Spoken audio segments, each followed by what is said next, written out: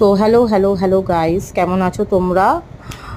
আমি তো ভালো আছি, কিন্তু গতকাল একটা দুর্ঘটনার হাত থেকে বেঁচেছি। সেই দুর্ঘটনার ব্যাপারটাই তোমাদের সাথে আজকে ছোটোভাবে শেয়ার করব। আজকে শর্টসটা একটু অন্যরকম, তোমরা দেখতেই পাচ্ছ। অ্যাকচুয়ালি ইয়েস্টারডে মানে গতকাল আমি গেছিলাম নৈহাটি গৌরীপুরের কাছে চার মাথার মোড়ে, এবং সেখানে রিলায়েন্স ট্রেন্ড আছে। আমরা সেই রিলায়েন্স ট্রেন্ডে একটু শপিং করতে গেছিলাম।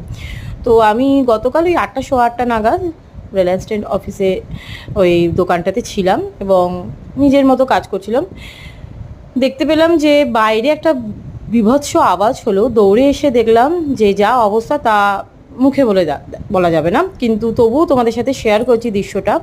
দেখছি একটি 10 চাকার গাড়ি, মাল বোঝাই, সেটা সজোরে এসে রাস্তার ধারে থাকা একটি বড় পোস্টে ধাক্কা মেরেছে, এবং তার ফলে যা অবস্থা হয়েছে তা তো আপনারা দেখতেই পাচ্ছেন। কোনো হতাহতর ব্যাপার নেই এখানে, কেন কেউ নিহত হয়নি, আহতও হয়নি। তবে যেটা হয়েছে সেটা হচ্ছে ক্ষতিগ্রস্ত একটা দোকান, একটা না দুটো দোকান বলা যেতে পারে। একটা পাপড়ি চাটের দোকান ছিল, একটা ফুচকার দোকান ছিল। গরিব মানুষ, তারা ঠেলা নিয়ে ওখানে প্রত্যেক দিনই দাঁড়ায়, এবং আপনারা দেখতে পাবেন এই ভিডিওটাতে যে তাদের ফুচকা বোঝাই গাড়িটা পুরোটাই পড়ে গেছে রাস্তায়, এবং পাপড়ি চাটের যে গাড়িটা ছিল সেটা অর্ধেক কাত হয়ে গেছে। রাস্তায় গাড়িটা এমনভাবেই হিট করেছে বড়দা ব্রিজ থেকে এসে যে রাস্তায় জ্যাম্প লেগে গেছে, মানুষ চলাচল করতে পারছে না, এবং গাড়িটা নিয়ন্ত্রণ হারিয়ে না ড্রাইভারের গাফিলতির কারণে হয়েছে সেটা খতিয়ে দেখা হচ্ছে।